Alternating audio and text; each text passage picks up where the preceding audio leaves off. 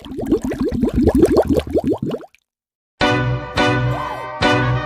yard. I got so much motherfucking design on right now. Break it down, bring it back, make it clap. Hai, assalamualaikum warahmatullahi wabarakatuh. Perkenalkan, nama saya Cucu Sumiati. Saya dari kelas A, Prodi Akuntansi angkatan tahun 2021 di Institut Manajemen Wiyata Indonesia. Di sini saya akan menjelaskan materi bahasa Indonesia yang telah saya pelajari di minggu-minggu sebelumnya. Saya menjelaskan materi bersumber dari buku ini. Semoga penjelasannya mudah dipahami. Oke, selamat menonton. Jadi di video ini saya akan menjelaskan materi bahasa Indonesia yang sudah saya pelajari di minggu sebelum-sebelumnya. Yang pertama di bab 1. Bab 1 membahas hakikat bahasa Indonesia yang meliputi sejarahnya, kedudukannya, fungsinya, dan variasinya.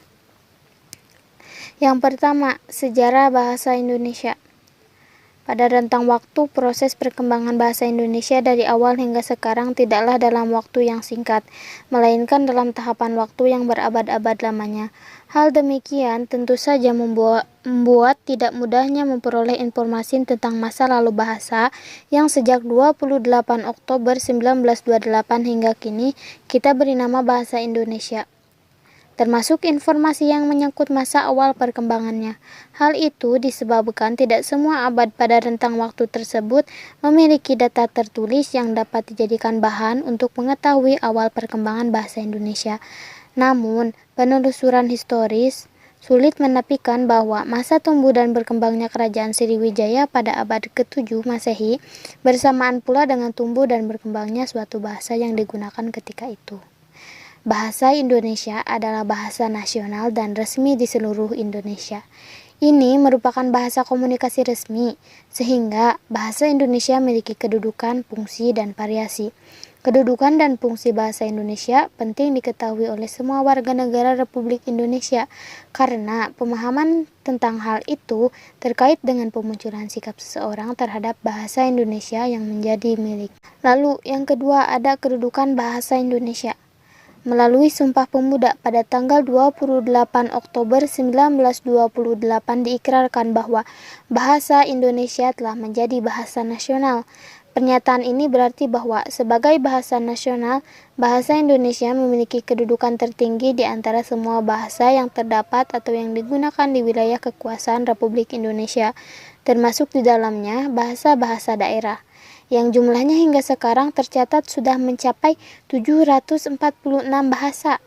Dalam hubungan ini, bahasa Indonesia lah yang digunakan sebagai wahana komunikasi untuk perwujudan kesatuan bagi seluruh masyarakat yang masing-masing memiliki bahasa daerah itu. Lalu, yang ketiga, fungsi bahasa Indonesia. Apa sih fungsi bahasa Indonesia? Fungsi bahasa Indonesia dibedakan menurut kedudukannya, yaitu sebagai bahasa nasional dan sebagai bahasa negara.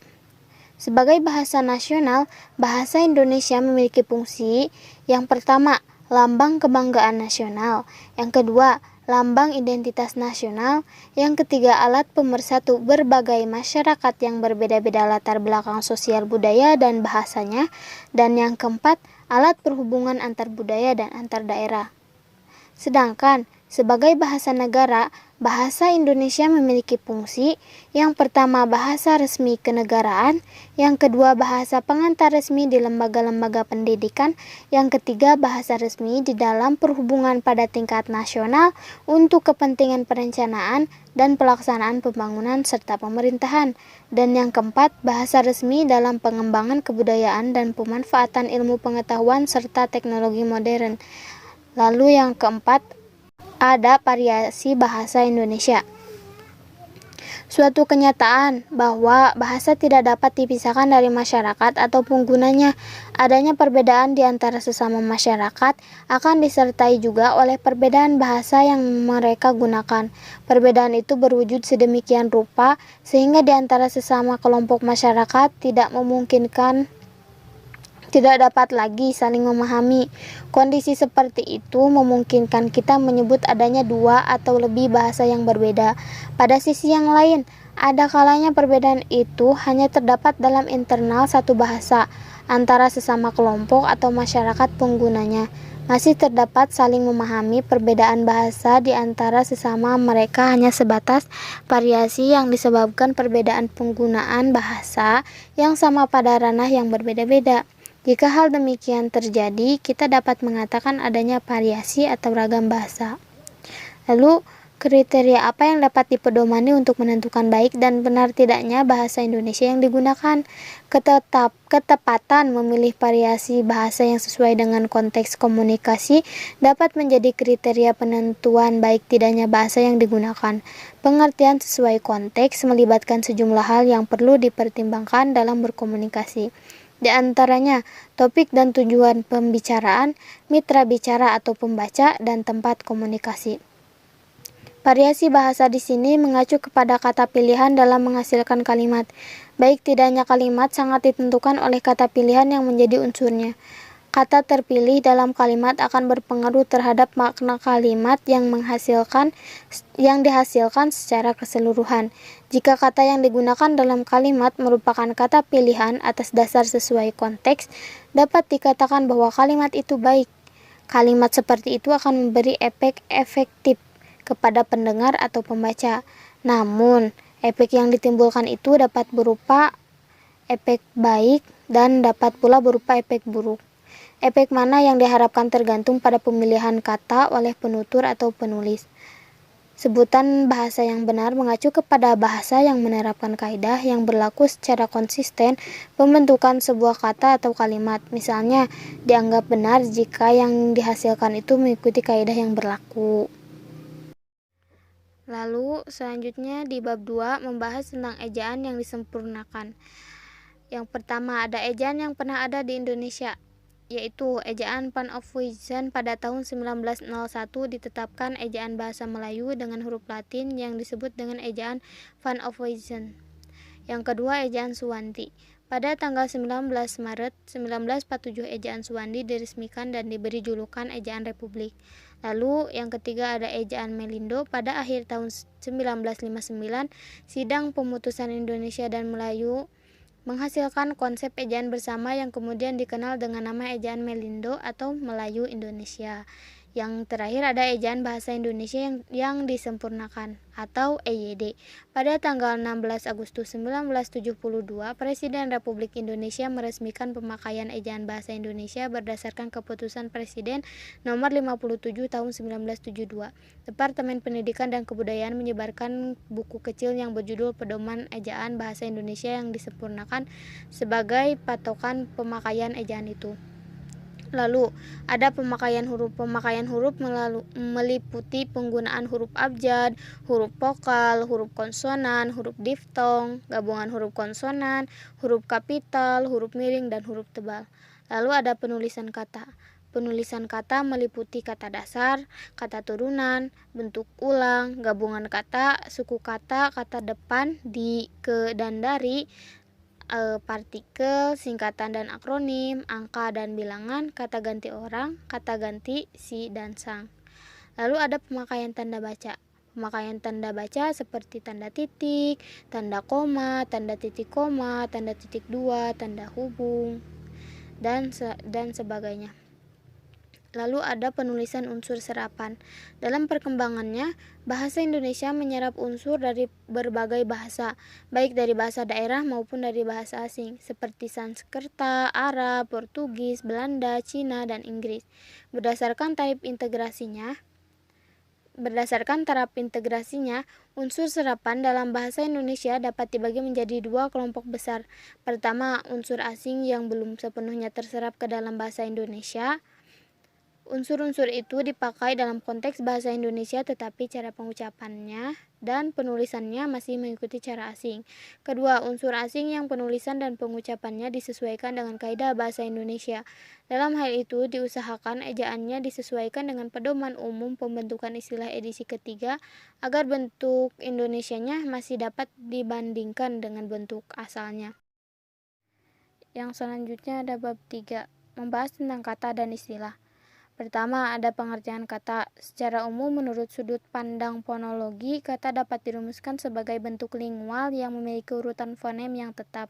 Urutan tetap di sini dimaknai tidak berubah. Artinya, fonem-fonem yang menjadi unsur pembentuk kata itu tidak dapat diubah urutannya, baik melalui pengubahan posisi setiap atau sebagian fonem dalam kata maupun dengan penambahan, pengurangan, dan penyisipan satu fonem pada kata tersebut.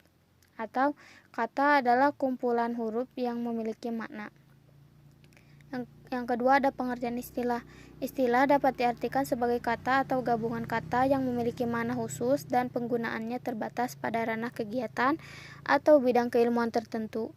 Dari segi makna, istilah itu sifatnya monosemantis, artinya dia hanya memiliki satu makna, tidak ganda atau polisemi.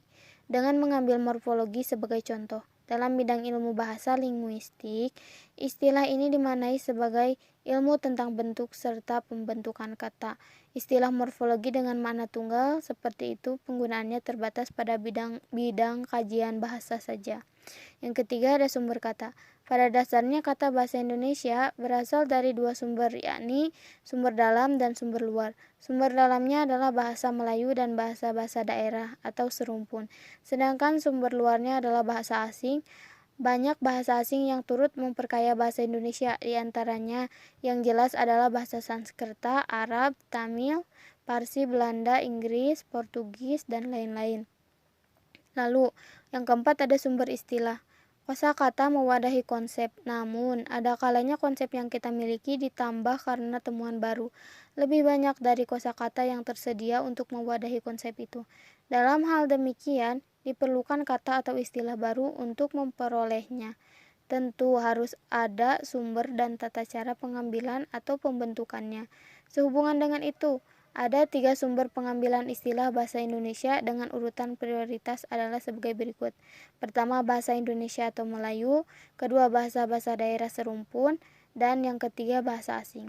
Lalu kelima ada diksi atau pilihan kata. Pengertian diksi. Yang dimaksud dengan diksi atau pilihan kata adalah kemampuan memilih satu kata yang tepat di antara sejumlah kata bersinonim untuk digunakan dalam konteks tertentu. Yang kedua ada relasi makna. Yang dimaksud dengan relasi makna dalam hubungan ini adalah sifat pertalian makna yang terdapat pada sejumlah kata. Relasi makna meliputi kesinoniman, kehomoniman, kepolisemian, kehiponiman, keantoniman, makna konotatif dan denotatif. Makna konotatif dapat juga dikatakan makna yang menyimpang dari makna sebenarnya dari suatu kata, sebaliknya. Makna denotatif adalah makna dasar atau makna umum. Makna terakhir ini secara kronologis. Ungkapan idiomatik dan kata konkret dan abstrak. Yang terakhir ada bab 4 yang membahas tentang kalimat. Ada pengertian kalimat. Ada 2 hal penting yang berkenaan dengan konsep kalimat, yakni konstituen dasar dan intonasi final.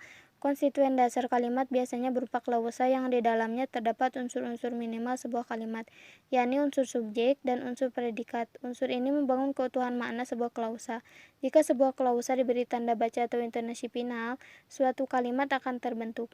Klausa merupakan konstituen inti kalimat karena secara aktual dan potensial dapat menjadi kalimat. Kalimat lazim didefinisikan sebagai satuan bahasa yang disusun oleh kata-kata yang memiliki makna yang lengkap. Lalu ada unsur-unsur kalimat.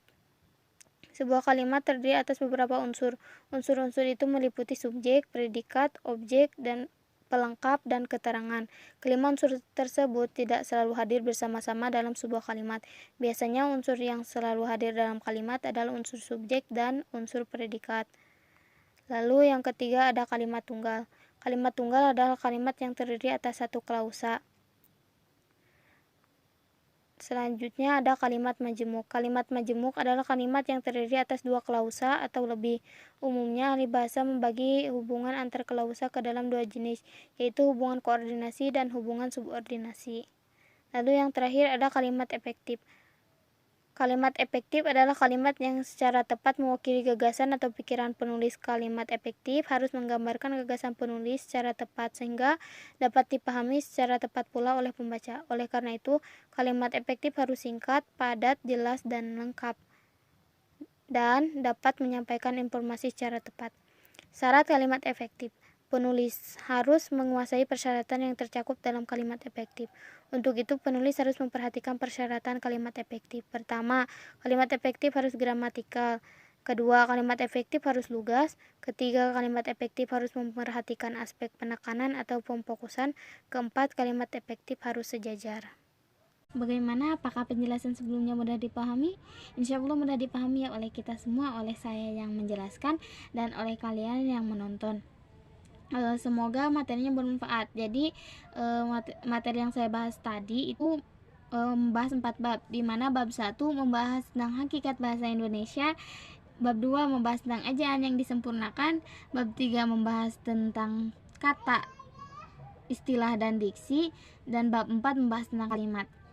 Semoga materinya tidak mudah dilupakan oleh kita semua ya.